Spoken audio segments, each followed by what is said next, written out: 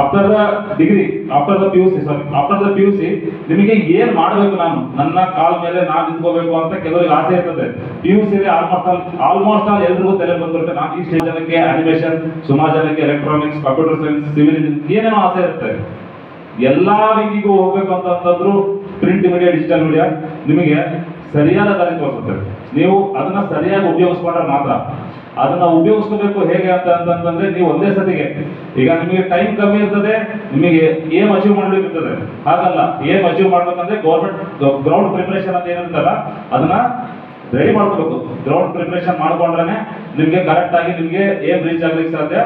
ಅಂತದಕ್ಕೆ ನಮ್ಮ ಮೀಡಿಯಾಸ್ ಏನಿದೆ ಸಾಕಷ್ಟು ಹೆಲ್ಪ್ ಮಾಡ್ತದೆ. ನಿಮಗೆ ಯಾವ ತರ ಆಪರ್ಚುನಿಟೀಸ್ ಸುಮಾರು ಜನ ಗೊತ್ತಿರೋದಿಲ್ಲ. ಆಯ್ತಪ್ಪ ನನಗೆ ಫೋಟೋಗ್ರಫಿ ಅಥವಾ ಸಿನಿಮಾಟೋಗ್ರಫಿ ಮಾತಾಡ್ಬೇಕಪ್ಪ ಅಂತ ಅಂದ್ಬಿಟ್ರೆ ಏನ್ ಮಾತಾಡ್ಬೇಕು ಅಂತಾನೆ ಗೊತ್ತಾಗೋದಿಲ್ಲ ಅವರಿಗೆ.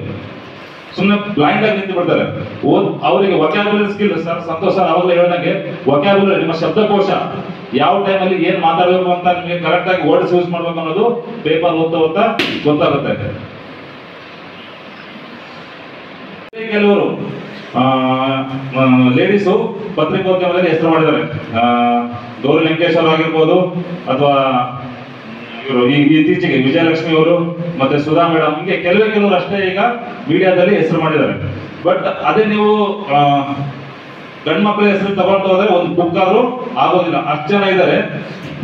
ಹೆಣ್ಮಕ್ಳು ಮೀಡಿಯಾಗೆ ಬಂದ್ರೆ ಏನಾಗ್ತದೆ, ಇತ್ತೀಚೆಗೆ ನೀವೆಲ್ಲ ಈಗ ನೋಡಿಲ್ಲ, ನಾವೆಲ್ಲ ಚಿಕ್ಕವರಿದ್ದಾಗ ಸಿನಿಮಾ ರಿಲೀಸ್ ಆದ್ರೆ ಸಿನಿಮಾ ಪೋಸ್ಟ್ ಹಚ್ತಿದ್ರು ಅಲ್ವಾ ಸರ್? ಈಗ ಇಲ್ಲ, ಪೋಸ್ಟ್ ಹಚ್ಚೋದು ಇಲ್ಲ. ಈಗ ಅದರಲ್ಲಿ ಹೀರೋ ಫೋಟೋ ಸಣ್ಣಿರೋದು, ಹೀರೋಯಿನ್ ಫೋಟೋ ದೊಡ್ಡ ತೋರಿಸ್ತದೆ ಯಾವಾಗಲೂ.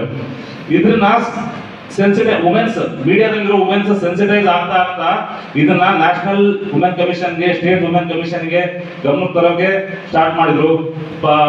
ಹೈಕೋರ್ಟ್, ಸುಪ್ರೀಂ ಕೋರ್ಟ್ ಅಲ್ಲಿ ಸ್ವತಃ PI ಫೈಲ್ ಮಾಡಿದ್ರು. ಇದ್ರ ವಿಚಾರವಾಗಿ ಸಪರೇಟ್ ಗೈಡ್ಲೈನ್ಸ್ ಬಂತು. ಹಾಗಾಗಿ ಯಾರೇ ಆಗಲಿ ಫಿಲಂ ಪ್ರೊಡ್ಯೂಸ್ ಆದ್ಮೇಲೆ ಆ ಫಿಲಂ ಪಬ್ಲಿಸಿಟಿಗೋಸ್ಕರ ಹೆಣ್ಮಕ್ಕಳಾಗಲಿ ಮಹಿಳೆಯರಾಗಲಿ ಕೆಟ್ಟದಾಗಿ ಬಿಂಬಿಸುವಂತ ಪ್ರಕ್ರಿಯೆ ಕಮ್ಮಿ ಆಯ್ತು. ಇದರಿಂದ ಏನಾಗ್ತಿತ್ತು, ಸಂಜೆ ಹೊತ್ತಲ್ಲಿ ಡ್ರಿಂಕ್ಸ್ ಮಾಡುವಂತ ಕೆಲವು ವ್ಯಕ್ತಿಗಳು ಏನ್ ಮಾಡ್ತಿದ್ರು, ತನ್ನ ತಲೆಯ ಯೋಚನೆ ಇಲ್ಲ ಅಂತಂದ್ರೆ ಕೆಲವೊಂದು ಕೆಟ್ಟ ಯೋಚನೆಗಳಿಗೆ ದಾರಿ ಆಗ್ತಾ ಇತ್ತು. ಅಂತವೆಲ್ಲ ಗೌರ್ಮೆಂಟ್ ಗಮನಕ್ಕೆ ತಂದಂತವ್ರು, ಗೌರ್ಮೆಂಟ್ ಗಮನಕ್ಕೆ ತರುವಂತಲ್ಲಿ ವುಮೆನ್ಸ್, ಮೀಡಿಯಾದಲ್ಲಿ ಕೆಲಸ ಮಾಡ್ತಿದ್ದಂತ ವುಮೆನ್ಸ್ ಪ್ರಮುಖ ಪಾತ್ರ ವಹಿಸಿದ್ದಾರೆ. ನೆಕ್ಸ್ಟ್ ಸೋಷಿಯಲ್ ಮೀಡಿಯಾ ವಿಚಾರಕ್ಕೆ ಬಂದಾಗ, ಸೋಷಿಯಲ್ ಮೀಡಿಯಾ ಇತ್ತೀಚೆಗೆ ಅದನ್ನ ಆಕ್ಚುಲಿ ಎಲ್ಲದನ್ನು ಪೊಲೀಸ್ ಡಿಪಾರ್ಟ್ಮೆಂಟ್ ಇರ್ಬೋದು, ಸರ್ ಪಂಚಾಯತ್ ರಾಜ್ ಇಲಾಖೆ ಇರ್ಬೋದು, ಶಿಕ್ಷಣ ಇಲಾಖೆ ಇರ್ಬೋದು, ಎಲ್ಲಾದ್ರ ಬಗ್ಗೆನೂ ನಾವು ವಿಮರ್ಶೆ ಮಾಡ್ತೀವಿ, ಹೊಗಳ್ತೀವಿ, ತೆಗಳ್ತೀವಿ, ಎಲ್ಲ ಮಾಡ್ತೀವಿ. ಇದ್ರ ಜೊತೆಗೆ ಸರ್ ಒಂದ್ ಮಾತು ಹೇಳಿದ್ರು, ಅಂಬೇಡ್ಕರ್ ಅವರು ಪ್ರಶ್ನೆ ಮಾಡಕ್ ಬಂದಾಗ ಮಾತ್ರ ನೀವು ಅಭಿವೃದ್ಧಿ ಹೊಂದ್ತೀರಿ ಅಂತ. ಪ್ರಶ್ನೆ ಮಾಡ್ಬೇಕಾದ್ರೆ ಏನ್ ಬೇಕು, ಅದ್ರ ಬಗ್ಗೆ ಸಂಪೂರ್ಣ ಮಾಹಿತಿ ಬೇಕು. ಆ ಸಂಪೂರ್ಣ ಮಾಹಿತಿ ಬೇಕಂದ್ರೆ ನಾವೇನ್ ಮಾಡ್ತೀವಿ, ಆ ಮಾಹಿತಿ ಕಲೆ ಹಾಕಂತ ಓದಿನ ಕಡೆ ಹೋಗ್ತೀವಿ, ಅದು ಏನು ಎಂತು ಅಂತ ಹೇಳಿ. ಅವಾಗ ಆಟೋಮೆಟಿಕ್ ಆಗಿ ನಾವು ವಿದ್ಯಾರ್ಥಿಗಳಾಗ್ತೀವಿ. ಎಲ್ಲ ಅನ್ಕೊಂಡು ಎಲ್ಲ ಮೂಲೆಯಲ್ಲಿ ಏನ್ ನಡೀತೈತಿ ಏನಿಲ್ಲ ಅಂತಂದು ತಗೊಂಡು ನಿಮ್ಗೆ ಒದಗಿಸಂತ ಒಂದು ಪ್ರಮುಖ ಕಾರ್ಯ ಪತ್ರಕರ್ತರದ್ದಾಗಿರುತ್ತೆ. ಅಂತ ಒಂದು ಕಾರ್ಯ ನಾನು ಮಾಡ್ತಾ ಇದ್ದೀನಿ ಅಂತಂದು ಹೆಮ್ಮೆಯಿಂದ ಹೇಳ್ಕೊಳಕ್ ಇಷ್ಟಪಡ್ತೀನಿ. ಆಮೇಲೆ ನಮ್ಮ ಕರ್ನಾಟಕ ಕಾರ್ಯನಿರತ ಪತ್ರಕರ್ತರ ಧ್ವನಿ ಲಾಸ್ಟಿಗೆ ತಮಗೂ ಕೂಡ ಪೇಷನ್ಸ್ ಮೀರ್ತಾ ಇದೆ. ಏನು ಹೆಚ್ಚಿಗೆ ಏನು ಜಾಸ್ತಿ ಮಾತಾಡಲ್ಲ, ಒಂದೆರಡು ಮಾತಾಡೇನು ಅಂತಂದ್ರೆ, ಪ್ರತಿಯೊಬ್ಬ ಯಾವ ರೀತಿ ಅಂತಂದ್ರೆ, ಒಬ್ಬ ಜನಸಾಮಾನ್ಯನಿಗೆ ಏನ್ ಬೇಕು ಅನ್ನೋ ಒಂದು ಸುದ್ದಿ ಸಮಾಚಾರ ಹಾಗೂ ಮಾಹಿತಿಯನ್ನ ಒಂದು ದಿನಪತ್ರಿಕೆ ಪ್ರತಿದಿನ ಒದಗಿಸುತ್ತಾ ಹೋಗುತ್ತೆ. ಅದು ನೀವು ಕೂಡ ನೋಡಿರ್ತೀವಿ. ವಿದ್ಯಾರ್ಥಿಗಳಿಗೆ ವಿದ್ಯಾರ್ಥಿ ಲೇಖನ ಇರುತ್ತೆ, ಸಿನಿಮಾ ಪ್ರಿಯರಿಗೆ ಸಿನಿಮಾ ಲೇಖನ ಇರುತ್ತೆ, ಆಮೇಲೆ ಕ್ರೀಡಾಭಿಮಾನಿಗಳಿಗೆ ಕ್ರೀಡಾ ಬಗ್ಗೆ ಲೇಖನಗಳು ಬರ್ತವೆ. ಆ ರೀತಿ ಎಲ್ಲವನ್ನು ಒದಗಿಸುವ ಒಂದು ಏಕೈಕ ವೇದಿಕೆ ಪತ್ರಿಕೆ ಅಂದ್ರೆ ತಪ್ಪಾಗಬಾರ್ದು. ಆಮೇಲೆ ಅದ್ರ ಜೊತೆಗೆ ನಾವೆಲ್ಲ ಒಂದು ನಮ್ಮ ಜೀವನದಾಗ ಗೋಲ್ಡನ್ ಲೈಫ್ ಅಂತ ಕರೀತಾರೆ. ಗೋಲ್ಡನ್ ಲೈಫ್ ಯಾವ್ದಮ್ಮ? Student life. ಈ ಸ್ಟೂಡೆಂಟ್ ಲೈಫ್ ನೀವು ಎಲ್ಲಿವರೆಗೆ ಇರುತ್ತೆ ನಿಮ್ಗೆ? ಕ್ರಿಯಾಶೀಲರಾಗಿರ್ಬೇಕು, ಆಕ್ಟಿವ್ ಆಗಿರ್ಬೇಕು ಅಂತ. ಅದು ನಮ್ಮ ಜೀವನದಾಗ ಇರ್ಬೇಕು ಅಂತಂದ್ರೆ ನೀವು ಪತ್ರಕರ್ತರು ಆಗ್ಬೇಕು. ಪ್ರತಿದಿನ ಪ್ರತಿ ಕ್ಷಣ ಸರ್ ಹೇಳಿದ್ರು 24 ತಾಸು ರಾತ್ರಿ ಎಲ್ಲೋ ಆಗುತ್ತೆ, ಏನಾಗುತ್ತೆ ಸರ್ ಕೂಡ PSI ಸರ್ವಿಸ್ ಕೂಡ ಎಲ್ಲ ಒಂದು ಆಕ್ಸಿಡೆಂಟ್ ಆಗಿದೆ ಅಂತ ಅಷ್ಟೊತ್ತಿಗೆ ಕಾಲ್ ಮಾಡ್ತೀವಿ. ಏನ್ ಸರ್ ಹೌದಾ ಸುಳ್ಳ ನಿಜಾನ ಮಾಡ್ಬೇಕು ಅಂತಂದ್ರೆ. ಆ ರೀತಿ ಜೀವಮಾನದುದ್ದಕ್ಕೂ ಏನಿರ್ತದ ನೆಕ್ಸ್ಟ್ ಈಗ ನೀವು ಏನ್ ಮಾಡ್ಬೇಕು ಅನ್ನೋದೇ ನಿಮ್ಗೆ ಒಂದು ದೊಡ್ಡ ಟಾಸ್ಕ್ ಆಗಿರುತ್ತೆ. ಬಟ್ ಈಗ ನಾನು ಹೇಳಿದೆ ನಿಮಗೆ ಡೈಲಿ ಎದ್ದ ಕೂಡಲೇ ನೀವು ಪೇಪರ್ ಓದಿ ನಿಮ್ಮ ವೆಕ್ಯಾಬುಲರಿ ಇಂಪ್ರೂವ್ ಮಾಡ್ಕೊಂಡು ಯಾವ್ದಾದ್ರು ಇಂಪಾರ್ಟೆಂಟ್ ಇದ್ದರೆ ಒಂದು ಬುಕ್ ಮಾಡ್ಕೊಂಡು ಅದರಲ್ಲಿ ನೀವು ಬರಿಬೇಕು ಅಂತ ಹೇಳಿ. ಇದೇ ತರ ನಿತ್ಯ ಜೀವನದಲ್ಲಿ ಎಲ್ಲರೂ ಬೆಳಗ್ಗೆ ಬೇಗನೆ ಏಳಬೇಕು, ಬೇಗನೆ ಮಲಗಬೇಕು. ಸೊ ನಿಮ್ದು ಸೆಲ್ಫ್ ಆನೆಸ್ಟಿ ಇವತ್ತು ಏನು ಕಲಿಸ್ತಾರಲ್ಲ ಅದನ್ನ ಎಕ್ಸ್ಟ್ರಾಆರ್ಡಿನರಿ ಆಗಿ ಓದಬೇಕು. ಇವತ್ತು ನೀವು PUC ಫಸ್ಟ್ ಇಯರ್ ಇದ್ರೆ ಸೆಕೆಂಡ್ ಇಯರ್ದು ಓದಕ್ಕೆ ಸ್ಟಾರ್ಟ್ ಮಾಡಬೇಕು. ಇವ್ನು ಎಲ್ಲ ಮಾಡಬೇಕಾದ್ರೆ ನಿಮ್ಮಲ್ಲಿ ಏನು ಬೇಕು? ಫಸ್ಟು ನಿಮ್ಮಲ್ಲಿ ಏನು ಬೇಕು? ಆ ಮೋಟಿವೇಶನ್ ಬೇಕು. ಆ ಮೋಟಿವೇಶನ್ ಇವತ್ತು ಯಾರು ನೀಡ್ತಾರೆ ನಿಮಗೆ? ನಿಮ್ಮ ಪ್ರಿನ್ಸಿಪಲ್ ಸಾಹೇಬ್ ನೀಡ್ತಾರೆ, ನಿಮ್ಮ ಟೀಚರ್ಸ್ ನೀಡ್ತಾರೆ ಅಲ್ಲ. ಯಾವಾಗಲೂ ಹೆಂಗಿದೆ ಅಂದ್ರೆ ಗೋರ್ ಗೋಪಾಲ್ ದಾಸ್ ಸರ್ ಹೇಳ್ತಾರೆ, ಸಮ್ ಥಿಂಗ್ಸ್ ಯಾವುದಾದ್ರೂ ಆಗ್ಬೇಕಾಗಿತ್ತು ನಿಮ್ಮ ಜೀವನದಲ್ಲಿ ಎಕ್ಸ್ಟ್ರಾಆರ್ಡಿನರಿ ಬದಲಾವಣೆ ಬರಬೇಕಾದ್ರೆ you have to make it. ಸುಮ್ಮನೆ ಆಗಲ್ಲ. ಯಾಕೆ ಈ ಮಾತು ಹೇಳ್ತಾ ಇದ್ದೀನಿ ಅಂದ್ರೆ ನಮ್ದು 1.5 ಬಿಲಿಯನ್ 150 ಕೋಟಿ ದೇಶ, ಬಹಳಷ್ಟು ಕಾಂಪಿಟೇಷನ್ ಇದೆ. ಇವತ್ತು ನೀವು ಓದ್ತಾ ಇದ್ದೀರಾ ಅಂದ್ರೆ ನಿಮ್ಗೆ ಇಲ್ಲಿ ಅರ್ಥ ಆಗಲ್ಲ. ಯಾಕಂದ್ರೆ ನಾವು ಓದಿದ ನೆಕ್ಸ್ಟ್ ಬಂದಿರ್ತಾರಲ್ಲ ಸಮಾಜದಲ್ಲಿ ಕೆಲ್ಸಕ್ಕಂತ ಹೇಳಿ ಅವ್ರು ನೋಡ್ತಾ ಇದ್ದೀವಿ ಅವಾಗಿರುತ್ತೆ. ಯಾಕಂದ್ರೆ ಪತ್ರಿಕಾ ದಿನಾಚರಣೆ ತಂದು ತಮ್ಮ ಒಂದು ಕಾಲೇಜಲ್ಲಿ ಇವತ್ತು ಆಚರಣೆ ಮಾಡ್ತಿದ್ದಾರೆ. ಯಾಕಂದ್ರೆ ಇದ್ರದ್ದೊಂದು ಇಂಪಾರ್ಟೆನ್ಸ್ ನಮ್ಗೆ ಯಾವಾಗಲೂ ತಿಳಿಬೇಕು. ಪತ್ರಿಕಾ ಪ್ರೆಸ್ ಆಗ್ಬಿಟ್ಟಿದೆ. ಈಗ ತಾನೇ ಎಲ್ಲರೂ ಹೇಳಿದ್ರು ಇದು ಗೌರ್ಮೆಂಟ್. ಯಾಕಂದ್ರೆ ನಾವು ಸಾಮಾನ್ಯವಾಗಿ ಈಗ ನಾವು ಕೆಲಸ ಮಾಡೋದು ನಾವು ನಮ್ಮ ಸಮಾಜದಲ್ಲಿ direct to the people contact, ಜನರ ಹತ್ತಿರವಾಗಿ ನಾವು ಕೆಲಸ ಮಾಡ್ತಾ ಇದ್ದೀವಿ. ಅವಾಗ ನಮಗೆ ಮಾಧ್ಯಮ ಮಿತ್ರರು ಬಹಳಷ್ಟು ಚೆನ್ನಾಗಿ ಪರಿಚಯ ಆಗಿರ್ತಾರೆ. ಯಾಕಂದ್ರೆ ಏನಾಗುತ್ತೆ ಗೊತ್ತಾ, ಜನದ ಸಮಸ್ಯೆಗಳನ್ನು ಏನಾಗ್ಬಿಟ್ಟಿದೆ ಸರ್ಕಾರ ನಿಭಾಯಿಸಕ್ ಆಗ್ತಾ ಇಲ್ಲ. ಎಲ್ಲ ಜನದ ಸಮಸ್ಯೆಯನ್ನು ಸರ್ಕಾರ ನಿಭಾಯಿಸಕ್ ಆಗ್ತಾ ಇಲ್ಲ. ನಮ್ದು ಸಿಸ್ಟಮ್ ಏನಿದೆಯಲ್ಲ, ನೀವು ಅದನ್ನ ಮೊದಲು ಎಲ್ಲ ನೀವು ವಿದ್ಯಾರ್ಥಿನಿಯರು ನಮ್ದು ಸಿಸ್ಟಮ್ ಆಫ್ ದ ಗೌರ್ಮೆಂಟ್ ಹೇಗಿದೆ, ಹೇಗೆ ನಡೀತಿದೆ ಅದನ್ನ ತಿಳ್ಕೊಬೇಕು.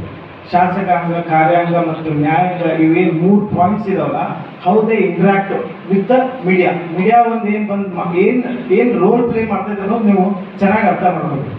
ಇವತ್ತು ಯಾಕೆ ನಾವು ಮೀಡಿಯಾ ವೆಪನ್ ಅಂತ ಹೇಳ್ತಾ ಇದೀವಿ ಅಂದ್ರೆ, ಇವತ್ತು ನಮಗೆ ಕೆಲಸ ಸಾಕಷ್ಟು ಕಾರ್ಯಗಳು ಇರ್ತಾವೆ, ಆದ್ರೂ ಒಂದು ಪೇಪರ್ದಲ್ಲಿ ಬಂತಂದ್ರೆ ಅದನ್ನು ಸೀರಿಯಸ್ ತಗೊಂಡಿರ್ತೀವಿ. ಇಲ್ಲ ಪೇಪರ್ದಲ್ಲಿ ಬಂದಿದೆ, ಯಾಕಂದ್ರೆ ಅವ್ರಿಗೆ ಅದು ಅರ್ಥ ಇದೆ. ಸುನೀಲ್ ಅವರು ಸಾಕಷ್ಟು ಪೇಪರ್ದಲ್ಲಿ ಹಾಕಿರ್ತಾರೆ, ಪೇಪರ್ದಲ್ಲಿ ಬಂದ್ರೆ ಸೀರಿಯಸ್ ಇರೋದು. ಹಾಗಂತ ಏನಿಲ್ಲ, ನಮ್ಮ ಕೆಲಸ ಕಾರ್ಯದಲ್ಲಿ ನಾವು ಎಲ್ಲ ಕರ್ತವ್ಯನೂ ಮಾಡ್ಬೇಕಾಗಿರ್ತದೆ. ಆದ್ರೂ ನಾವು ಪೇಪರ್ದಲ್ಲಿ ಬಂದಾಗ ಸೀರಿಯಸ್ ತಗೋತೀವಿ ಅಂದ್ರೆ ಪ್ರೆಸ್ ಅದಕ್ಕೆ ಉಪಯೋಗವಾಗಿದೆ. ಪ್ರೆಸ್ ಇಂದ ನಮಗೆ ಸಮಾಜದಲ್ಲಿ ಸಾಕಷ್ಟು ಜನಕ್ಕೆ ಅನುಕೂಲ ಆಗ್ತಾ ಇದೆ ಅನ್ನೋದು ಅದು ತೋರಿಸ್ಬೋದು.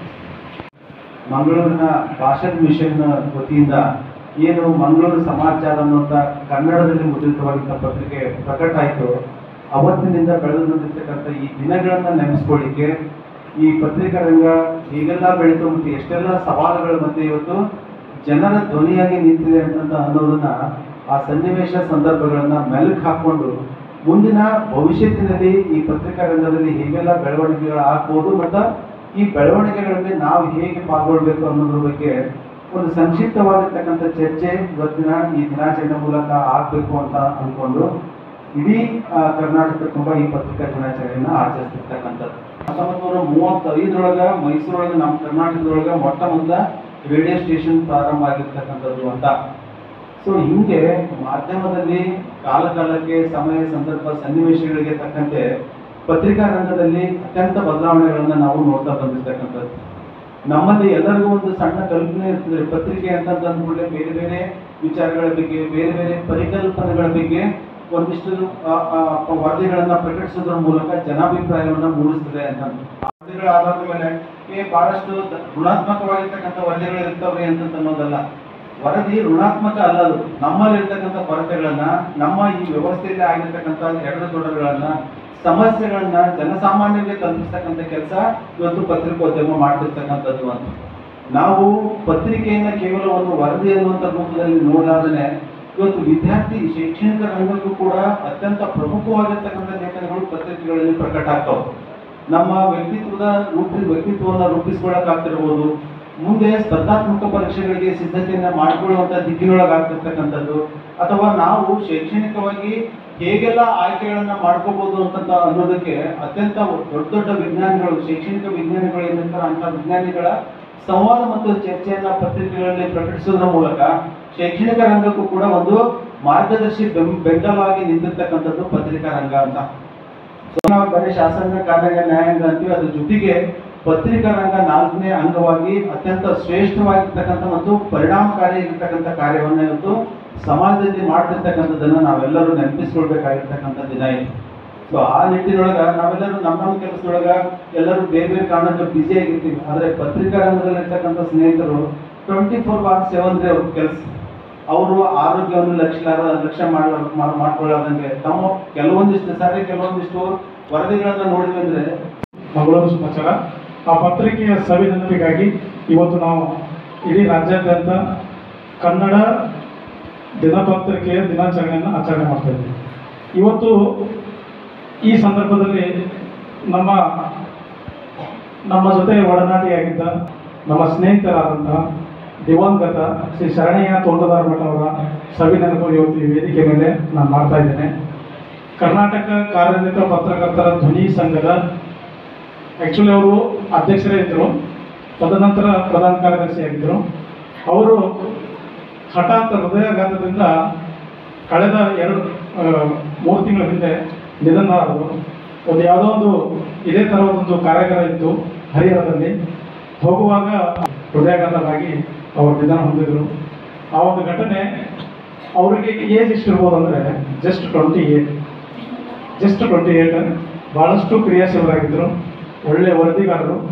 ವಿಸ್ತಾರ ಚಾನಲಲ್ಲಿ ತಾಲೂಕು ವರದಿಗಾರ ಕೆಲಸ ಮಾಡಿದ್ದಾರೆ. ಸ್ವತಃ ಅವರೇ ಪ್ರಜಾ ವೀಕ್ಷಣೆ ಅನ್ನೋಂಥ ಡಿಜಿಟಲ್ ಮಾಧ್ಯಮದ ಕರ್ತೃ ಕೂಡ ಅವರೇ ಆಗಿದ್ದರು. ಇವತ್ತಿಗೆ ಪ್ರಜಾ ವೀಕ್ಷಣೆಯನ್ನ ಡಿಜಿಟಲ್ ಮಾಧ್ಯಮದ ಸಂಪಾದಕನಾಗಿ ನಾನಿದ್ದೇನೆ. ನನ್ನ ಜೊತೆ ವಿಶ್ವನಾಥ್ ಪಟ್ಟಣಶೆಟ್ಟಿ ಅವರಿದ್ದಾರೆ. ಅದರ ಭಾಗವಾಗಿ ಶರಣಯ್ಯ ತೋಂಟದಾರ್ಯ ಮಠ ಅವರು ಇದ್ದರು. ಹೀಗೆ ಪತ್ರಿಕಾ ರಂಗದಲ್ಲಿ ಕೆಲವು ವರ್ಷಗಳು ಇದ್ದರೂ ಕೂಡ ಅವರ ಕೆಲಸ ಮಾತ್ರ ನಾವು ಇರುವವರೆಗೂ ಒಂದು ವಿಷಯ ಮಂಡನೆಯನ್ನ ನಮ್ಮ ಅಸಿಸ್ಟೆಂಟ್ ಪ್ರೊಫೆಸರ್ ಆದಂಥ ಡಾಕ್ಟರ್ ನರಸಿಂಹ ಗುಂಜಾಳಿ ಅವರು ಇವತ್ತು ನಮಗೆ ಪ್ರಸ್ತುತಪಡಿಸಲಿದ್ದಾರೆ. ಇವತ್ತು ನನಗೆ ಬಹಳ ಖುಷಿ ಏನಪ್ಪ ಅಂದರೆ, ನಾನು ತಾಲೂಕು ಅಧ್ಯಕ್ಷನಾಗಿ 1 ವಾರ ಆಯಿತು. ಇವತ್ತು ಈ ಕಾರ್ಯಕ್ರಮಕ್ಕೆ ಒಂದು ಒಳ್ಳೆಯ ಶುಭ ಸಂದರ್ಭ ಏನಪ್ಪ ಅಂದರೆ, ನಮ್ಮ ಜೊತೆ ಇವತ್ತು ಮಹಿಳೆಯೊಬ್ಬರು ನಮ್ಮ ಸಂಘಕ್ಕೆ ಸದಸ್ಯರಾಗ್ತಿದ್ದಾರೆ. ವಿತ್ ನಮ್ಮ ತಾಲೂಕಾ ವರದಿಗಾರರಾಗಿ ಇವತ್ತು ಮಹಿಳೆಯವರು ಜಾಯ್ನ್ ಆಗ್ತಿದ್ದಾರೆ. ಎಲ್ಲ ಬೇಗ ಅಂತೇಳಿ ನಮ್ಮ ಕುಕ್ಮೂರವರಾದಂಥ ಇವರು, ದಯವಿಟ್ಟು ಇವರಿಗೆ ಪುಷ್ಪಗುಚ್ಛ ನೀಡಿ ಇವತ್ತು ಕಾರ್ಯಕ್ರಮಕ್ಕೆ ಸ್ವಾಗತ ಮಾಡ್ಕೋಬೇಕು.